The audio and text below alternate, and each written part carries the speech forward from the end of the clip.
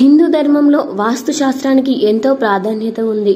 ఇంట్లో సుఖ సంతోషాలు, శాంతి, ఐశ్వర్యం ఎప్పుడు ఉండాలంటే ఏ వస్తువులు ఏ దిక్కున ఉంచాలి అనే విషయాలపై ప్రత్యేక శ్రద్ధ చూపాలి. వాస్తు శాస్త్రంలో ఇలాంటి చాలా విషయాలు ఉన్నాయి. వాస్తు ప్రకారం నడుచుకుంటే జీవితంలోని కష్టాలలో చిక్కుకునే ప్రమాదం నుంచి తప్పించుకునే అవకాశం ఉంటుంది. వాస్తుశాస్త్రంలోని నియమాలను పాటించడం వల్ల ఆర్థిక సంక్షోభాల నుంచి కూడా త్వరగా బయటపడవచ్చు. ముఖ్యంగా చెప్పాలంటే వాస్తుశాస్త్రంలో మంచం కూడా ఉంటుంది.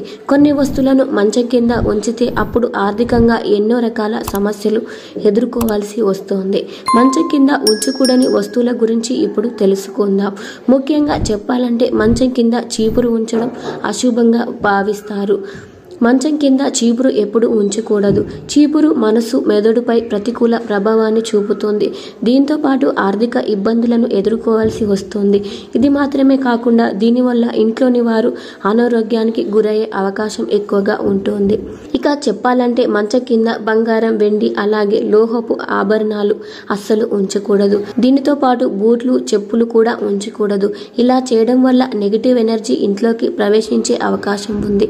ఇంకా చెప్పాలంటే వాస్తు శాస్త్రం ప్రకారం మీ మంచం కింద తుప్పు పట్టిన ఇనుప వస్తువులు, ప్లాస్టిక్ వస్తువులను ఉంచకూడదు.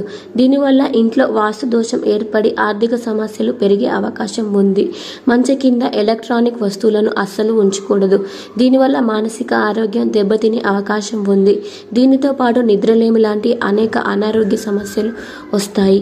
వీడియో నచ్చితే వీడియోకి లైక్ ఇవ్వండి. ఇలాంటి వీడియోస్ కోసం సబ్స్క్రైబ్ చేసుకోండి. Thank you.